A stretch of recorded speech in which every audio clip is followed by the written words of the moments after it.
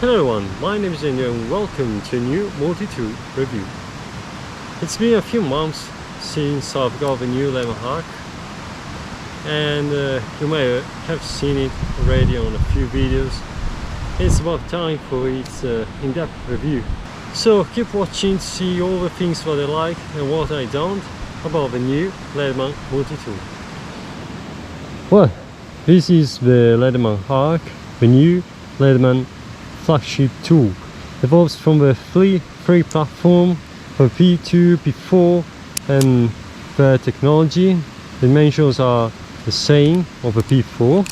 So we have 10.78 centimeter or 4.25 inches long, 3.4 centimeters or 1.3 inches in width, and in depth it is 1.7 centimeters or 0.68 inches.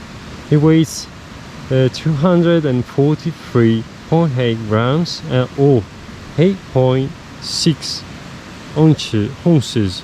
So it's about the same of 3P4 in its dimensions, and as I said, it has the free technology. So it means that it has all outside accessible tools. So we have all these tools here are outside accessible. 4 big tools here, of course, and they are all one-hand accessible tools, and you can also deploy the pliers easily in just one hand. Also, all the tools lock in position. They have a lock here, all easily accessible. Now let's quickly see all the tools, and I will tell you what I like and what I don't like of every tool in this multi-tool. So here we have the knife. The knife is the protagonist of this tool. This is a drop point blade. It's made of a magna cut steel. It's made on the USA, as I said on this on the blade too. We have a black DLC coating, a black oxide thumb stud here. Thanks to the magna cut steel, we have a better edge retention and rust resistance. So this blade, this steel and this blade is really a step forward from the classical 420 HC steel that Leatherman use in all multi-tools, like the Wave Plus, Surge. This is really nice. I've been using this knife a lot. This is my most used tool, one of my most used tool on this multi-tool. So I've been using this blade and this tool for 3 months already, and I've never touched the edge. It's not as sharp as it was when I got this multi-tool, of course, but it's still really sharp and cuts really easily through all the kinds of stuff. So I will keep using it until it's not acceptable. So for now it's okay. Really nice head retention. The only thing about this blade I don't like is the thumb stud. That gets in the way. You have to get used to it, because the thumb stud is here where you apply the most of a force when you're using your blade. You know, the closer you get to the where the blade is attached to the tool, and most force you have of a blade. So here, this part here is the place where you get most of your force, and I would say most of the control you have on the blade too. So it gets a bit in the way, and as I said, this is black oxide and not DLC coating, so it's going away just a bit, but I don't mind. really well. Of course, the thumb stud is more comfortable from the classical hole, but I don't feel really a difference between the two options really, so but it's okay, I don't care. Well, now on the other side of the tool we have a saw. In this case we have a knob to open the saw. I have nothing to say about the saw. It works really good. Maybe it's a little bit slower than the classical Victorinox saw, because this one, as you can see, it's a two-way, cuts in two ways. Okay, teeth are straight. This saw here is the Leatherman way to do the saw. It's the same design as the Leatherman wave, for example. Cuts only in one direction, only this way. So you're doing nothing going this way and you're cutting only one direction. And now the scissors. Here we have scissors. As you can see, I'm pulling out all the tools with one hand, literally. So they are really easy to deploy. So these are spring-loaded scissors. They work really good. The design is really similar to the one you find all Wenger multi-tools. But anyway, also it is the same thing as the Leatherman wave, but these scissors are way stronger than the ones you find the wave. They are stronger than the ones you find the Victorinox 2. You see the thickness of the two parts, steel parts here is really nice. They are really thick. 3 dimensions too. They work really good. The center pin is huge, so I think that you won't have problems with this center pin in the future. I have nothing to say. So really nice scissors in this multi-tool. Now here we have a file, also with a thumb hole.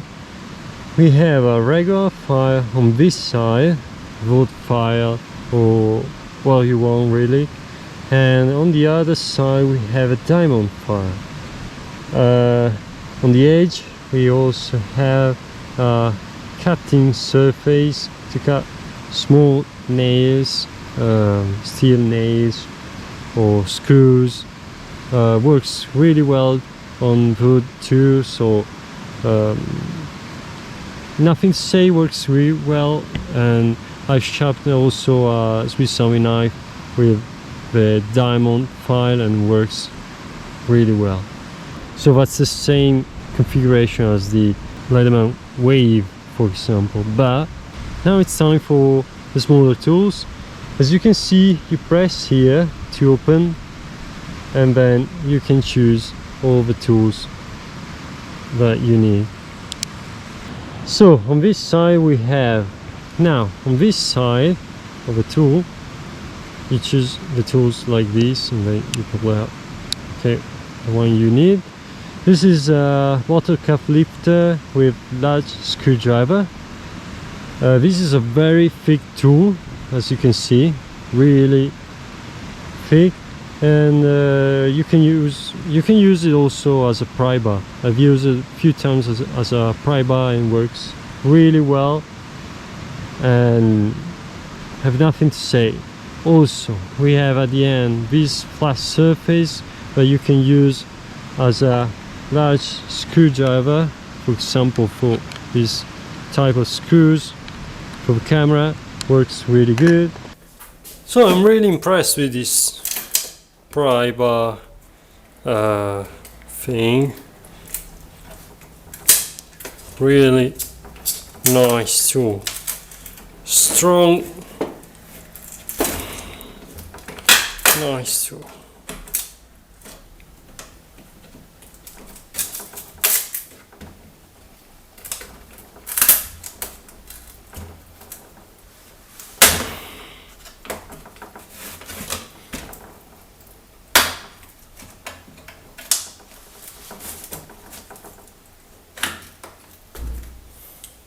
And then we have this surface here that, as you can see, is a little bit sharpened. You can really use it as a scraping tool, as you can see, and works really well with this sharpened side. Now let's see the small screwdriver. Okay, this let's say a small bit holder. We have a small flathead screwdriver and a small Phillips screwdriver. I think it was made for electronics. I mean, works with, I've used it with watches, and I've used it also with glasses too, so works well, nothing to say. And it is an improvement from the previous version, where you can find the wave, because it's a bit less thicker here, so it uses a bit less space on the tool, and you see that it's good enough. I mean, I really like it. I really like this improvement. Now we have a hole with wire stripper here. I use it, but the hole is limited to this size, so it's a bit limited in use. You have to close the tool like this, press and pull the wire to strip the the wire from the rubber part. Then we have of course we have a hole here. Works well. Doesn't have the hole as the Victorinox, but I never use it. And this sharp surface is really sharp, and you can use it as a secondary, a small blade too, so really nice. Now on the other side we have two tools. Now starting from this is a can opener. I really have never used this tool, so I never used a can opener really, so I can't say how well it works really, and so I will leave that to you to find out, and maybe you can tell me in the comments. And this is not really sharp, okay? It's not like the Victorinox can opener, so this isn't sharp at all. And here we have the large bit driver. Okay, now we have a standard bit here.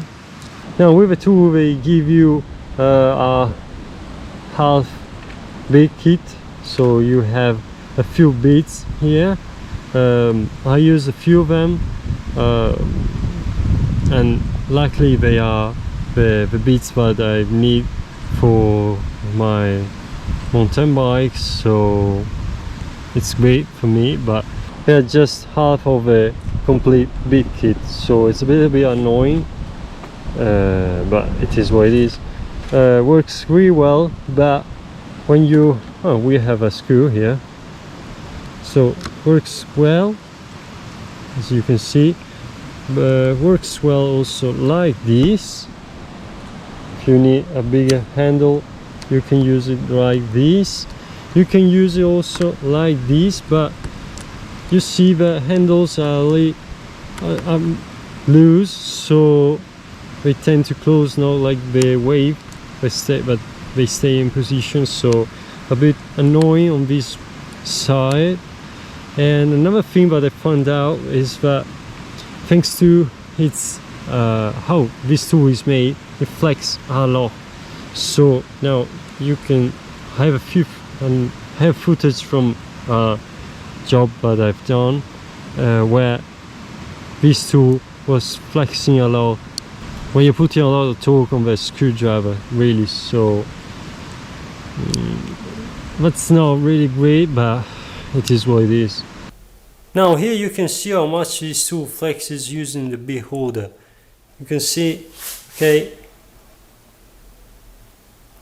it's not moving, so it flexes a lot. say we want to open this, the other side, it flexes a lot, it moves. Okay, this is just movement without turning. Okay, so definitely you don't want to use your tool like your Leatherman wave, turning it like this. The screwing bolts like this, you have less force, less torque to bolt, so it's a little bit safer for your tool. Plus you have these two notches here inside of the tool, little notches on both sides, so it's not flexing when it's like this, closed. Well, now the pliers, you can deploy them with just one hand. You need a little bit more space, but they work well. They are really loose, as you can see. You can work them with just one hand, and I really like this feature. They are a little bit bigger than the Leatherman wave, and I really like this thing. They work really well. Nothing to say really. Magnets are doing their job. Now you can see that we have cutting surfaces for hard wire. I've never tested with coat hangers like you can see on the web, because I don't want to destroy the tool. It's still new, but I've used on a few times on things that I needed, and they worked, and they are still intact. They're not scratched and everything, so they work well for me. I have really nothing to say. Pliers work well. Only thing that I noticed, well, handles, they are a little bit flexible when you are holding stuff, you know, putting a lot of force on the handles. They flex a bit because the Freak technology, there's something to say about Freak technology. The pivots here on standard Leatherman, you have this steel pivot that runs inside steel. Now you see, I don't know if you can see with this camera, but this black stuff here, this is rubber. I don't know what type of rubber. I've read that it is the same technology as the bushings in car suspensions. They should last for a long time, but they are flexible, okay, and that's why you see a little bit of they flex, okay. The handle is held in this position but by this piece of steel, but you're pressing here, you see, you're pressing and the handle goes in because the rubber flexes just a little bit and you can close the tool. That's why this tool flexes a lot, and because it's, you know, the pivots are loose. In fact, the handles are held in position by these things, this piece of steel attached to the head of a pliers. Well, you see that the tool flexes a bit when you use it. It's not that but it doesn't feel really strong and stable, okay. But I mean, when you're using a knife, it's okay. When you're using the I don't know, the saw, it's okay. When you're using the file, it's okay. It's just when you're applying I don't know, torque with something that rotates like this, or when you're using the pry bar. Really, when you're using a pry bar, you feel that the tool flexes. And when you're using the pliers. But I don't know if this thing is something that is bad for the tool in the long time, or if it's used to hold this torque without braking. I don't know, we will see this with time, but for now it's okay. I mean, it is what it is with this tool, you know, but you have a tool that flexes just a bit when you're using it. Also, we have a wire crimper here, down here. It's a bit wide, so it limits the type of wires that you can crimp with this head, but never really used that feature. Now there's a thing that I really didn't like about this tool, and I found out this thing just when I took out this tool from the box, really. And I don't know if this is just me, if it's just this tool, but the back of the saw is extremely sharp. Not really extremely, but it's really sharp.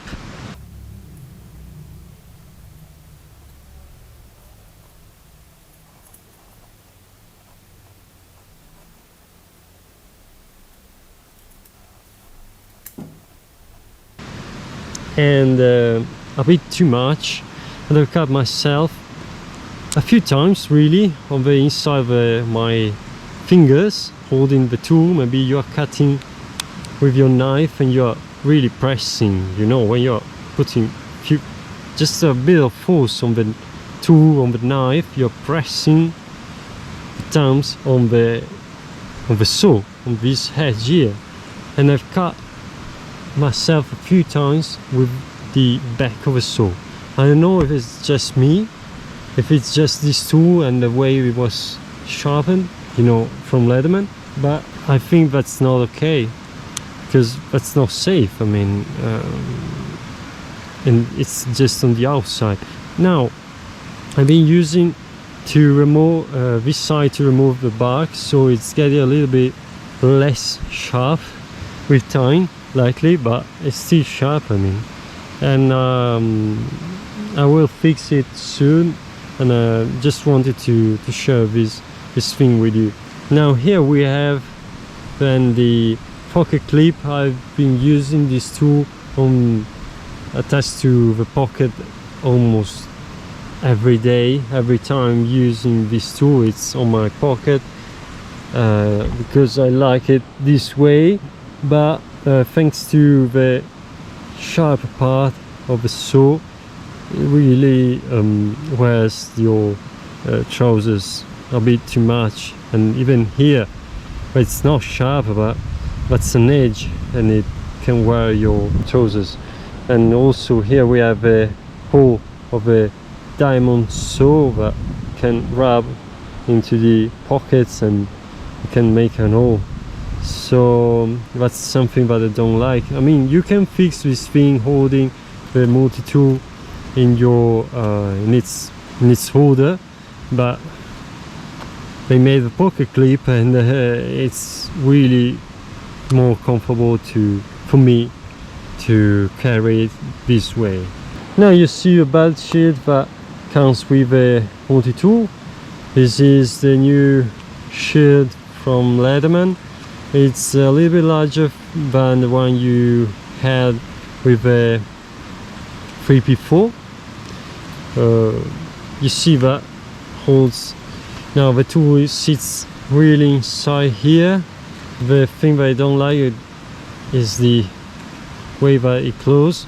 I mean, it should close like this, but instead it closes like this, so it's bigger for nothing, I want to say, but I don't know. Maybe it's for different types of tools, but I found it a little bit too big because it really stands out in your belt. Now you see at both sides there are two holders. I think this is for a pen, pencil or something. This is for torch. Inside here we have a little pocket for the big kit. We have two of them, another one here. The belt shield is made in China, and the multi-tool says USA, so at least I think it's 70 or 80% of the tool is made in the USA. Well, that's it. I think I've said everything about this multi-tool. If you have something to say, if you want to say your opinion, just write down in the comments. And thank you for watching, and see you next time.